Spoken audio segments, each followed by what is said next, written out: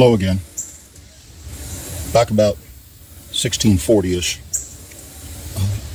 the Church of England brought together scholars, Puritan scholars, and they worked for a number of years to put together a document which they called the Westminster Confession of Faith.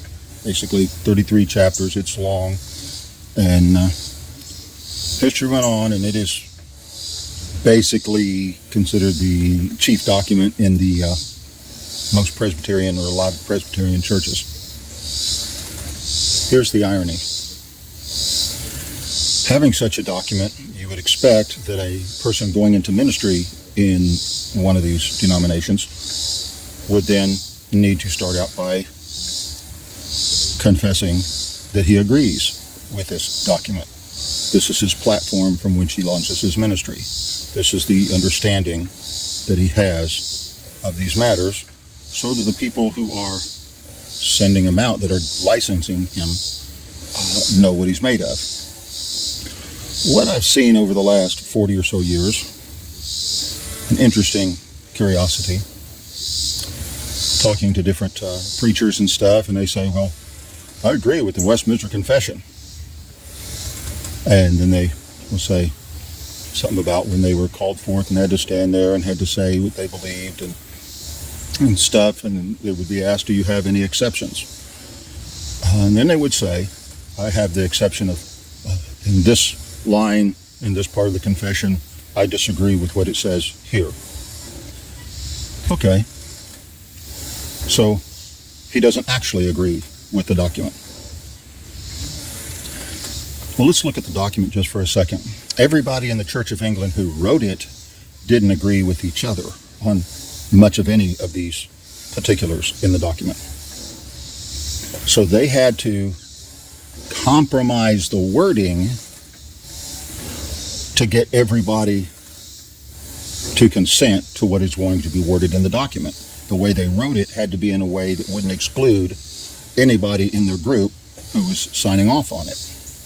So, therefore, it is a compromised document from the beginning, which is why it is inherent to tolerate people who have exceptions, because the people that wrote it didn't really believe in it because they wrote it with compromised language. They should have stood like men and said what they believed, period.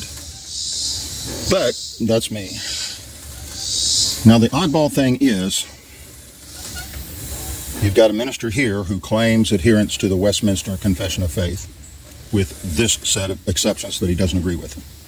Then you got this minister over here who claims adherence to the Westminster Confession of Faith with this other set of exceptions that he doesn't agree with the wording of it. Okay? Both these people claim adherence to the Westminster Confession, but they each have their own personal version of the Westminster Confession, their cartoon version, that is not what the actual document said. So you have, and because that, just about every Presbyterian minister that I've talked to has his exceptions. So they each have their own different version of the Westminster Confession. So they're not adhering to the same document and in league with each other. They're in league with himself. Okay? And I have known a couple that just ardently, no exceptions, just exactly like it is.